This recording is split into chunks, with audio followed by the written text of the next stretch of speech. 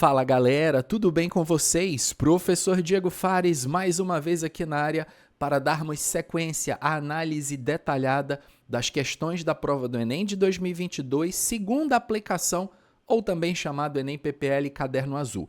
Hoje nós vamos fazer a análise da questão de número 100.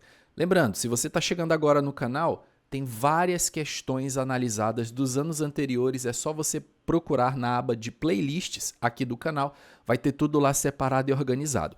Para você que estuda por questões, está buscando a aula do assunto envolvido naquela questão, aqui é o lugar certo. Vamos então fazer a leitura atenta do enunciado que diz: a bula de um determinado medicamento traz as seguintes informações. E aí vocês viram que ele colocou aqui o volume do frasco, 500 ml de solução, aí foi dada aqui a composição, ó, gente. Cloreto de potássio tem 75 miligramas nesses 500 ml, cloreto de sódio 0,07 gramas e a glicose 0,0000, um monte de zero aqui, 8 kg. De acordo com as informações apresentadas na bula, a substância que se encontra em maior concentração e a não condutora de corrente elétrica quando em solução aquosa são, respectivamente, a que se encontra em maior concentração. Concentração, gente, é algo relativo e subjetivo, né? Aqui o Enem ele não especificou qual o tipo de concentração, mas nós vamos deduzir pela lógica da questão que é uma concentração que vai relacionar alguma unidade de massa com alguma unidade de volume. Lembrando que quando a gente fala em concentração de soluções, galera, tá? Existem várias formas de você expressar concentrações de soluções. Para quem já sabe, aqui no canal, quem busca os vídeos aqui do canal está buscando sempre uma informação ou algo a mais. Então vamos começar aqui a nossa aula fazendo uma revisão sobre as principais formas de expressar concentrações das soluções.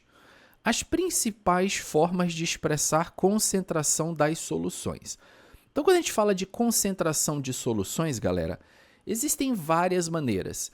Existe, por exemplo, o título, que é representado pela letra T. Ele é a razão entre a massa do soluto e a massa da solução. Então, a razão entre a massa do soluto e a massa da solução é o título. O título, geralmente, ele não tem muita aplicabilidade nas questões. Quando esse título ele é multiplicado por 100, ele se transforma na porcentagem em massa de soluto que existe naquela solução. E aí sim já é uma forma de concentração bastante utilizada.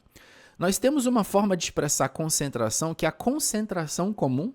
Então, a concentração comum, representada pela letra C, é uma das formas de expressar concentração, que ela é a razão entre a massa do soluto e o volume da solução. Para essa questão em particular do Enem, galera, vocês estão vendo que ele me deu massa e me deu volume.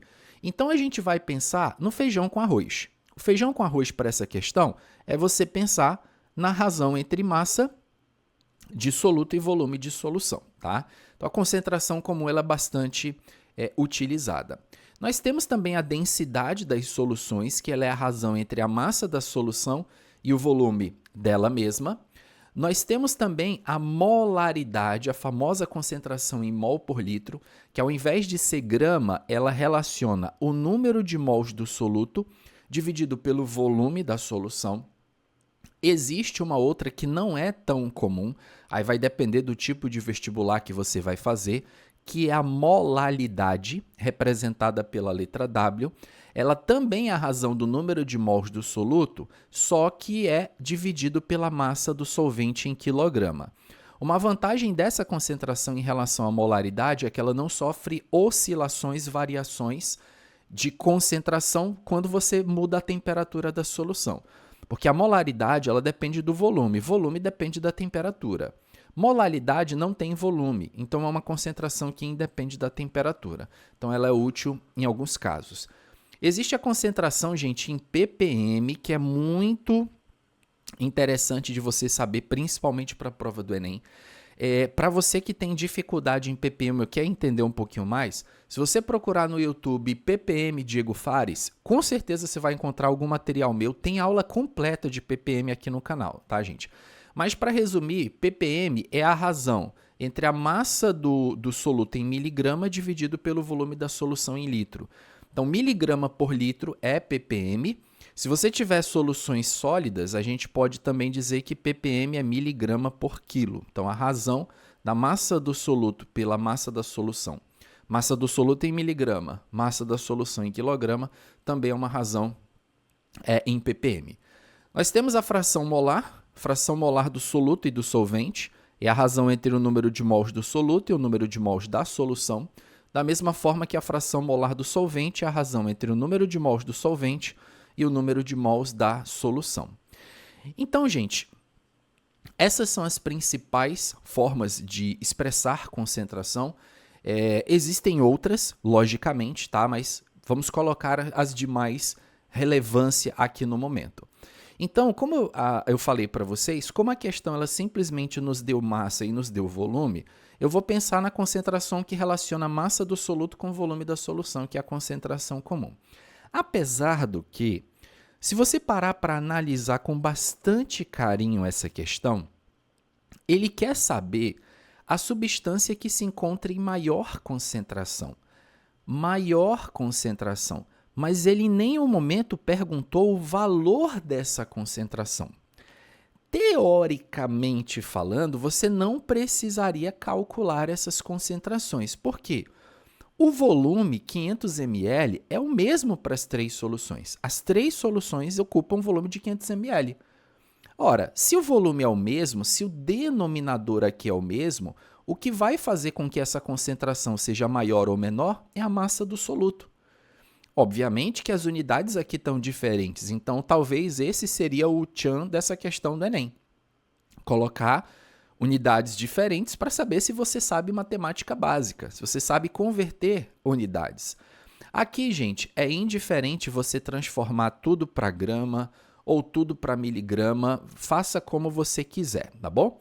Eu vou transformar tudo para grama, porque grama geralmente é uma unidade mais padrão, vamos dizer assim. Então, o que seria 75 miligramas? Vamos passar tudo para grama. 75 miligramas para grama a gente divide por 1.000, tá? Dividindo por 1.000, isso aqui seria 0,075 gramas. Aqui já está em grama, então vou só repetir, 0,07 gramas. E quilograma para grama, você multiplica por 1.000, tá? Multiplicando por 1.000, gente, nós vamos andar 3 casas para a direita. Ó. Então, a vírgula está bem aqui, ó, 3 casas. 1, 2, 3. 0,08. 0,08 gramas. Qual desses tem a maior massa de soluto? Professor, a maior massa de soluto é a glicose, né, professor? 0,08 é maior que 0,075 e é maior que 0,07. Perfeito. Então, a mais concentrada de todas é a glicose. Você já sabe disso. Só que, se você está buscando o meu canal, você não quer só a resposta da questão. Você quer além. Se a gente fosse calcular essas concentrações, gente, em grama por litro, vamos fazer aqui sem pressa, que eu sei que vocês querem mais conhecimento. O cloreto de potássio, então vou escrever assim, ó, a concentração do KCl, cloreto de potássio, vai ser a razão entre a massa desse soluto dividido pelo volume da solução. Qual é a massa do KCl em grama? 0,075 gramas dividido pelo volume da solução. Gente, o volume da solução é meio litro, ok? Então, você vai dividir 0,075 por meio. Lembre-se sempre que dividir por meio é a mesma coisa que multiplicar por 2, tá, gente? Então, 0,075 vezes 2 vai dar 0,15. 0,15 gramas por litro. O que significa esse resultado aqui que nós achamos? Significa que cada litro de solução tem 0,15 gramas de soluto, no caso, cloreto de potássio. Qual seria a concentração do cloreto de sódio? Nós vamos fazer a razão entre a massa do soluto, que é o cloreto de sódio, dividido pelo volume da solução. Massa do cloreto de sódio, 0,07 gramas, dividido por meio litro. Dividir por meio é a mesma coisa que multiplicar por 2, 0,07 vezes 2 vai dar 0,14 gramas por litro.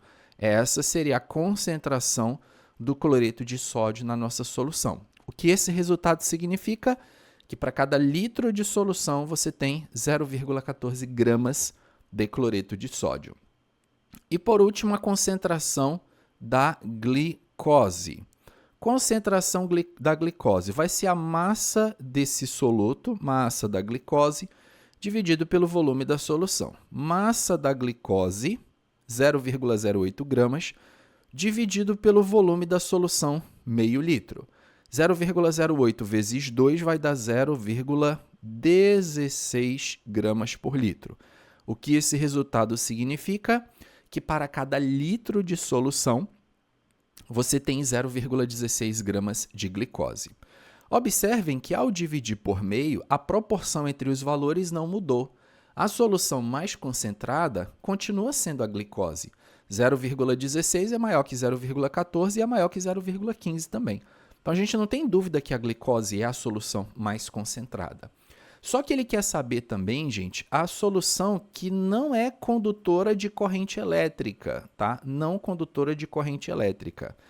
Eu lembro vocês que a condutibilidade elétrica ela está diretamente relacionada à presença de íons. Presença de íons. A água pura, se você pegar um pote com água pura, né? Vamos imaginar o seguinte aqui, ó. Eu tenho aqui uma lâmpada, tá? Vou desenhar a lâmpada modelo antigo mesmo, aqui a ideia é só o raciocínio, tá? Então, eu tenho aqui uma lâmpada e tal. Tenho aqui uma fonte de energia, né? Vou ter aqui, por exemplo, uma pilha, uma bateria, enfim. Tenho aqui uma fonte de energia para acender essa nossa lâmpada. Aqui, polo positivo, polo negativo, ó. Vou ligar um polo aqui, aí o outro vou sair daqui, vou jogar para cá o fio, e esse outro fio eu vou jogar para cá, beleza? Então, imaginem essa cena aqui, beleza, gente? Bom, a lâmpada está apagada. Se eu pego um fio e encosto no outro, eu fecho o circuito elétrico. O que vai acontecer com a lâmpada? Ela vai acender, tudo bem? Então, quando você encosta um fio no outro, você fecha o circuito elétrico, você gera a passagem de elétrons, a lâmpada acende. Se você faz isso aqui na água pura, a lâmpada vai continuar apagada. Porque a água pura ela tem uma concentração de íons baixíssima, baixíssima, baixíssima. Praticamente só H+, e o H- e em concentrações muito baixas, tá?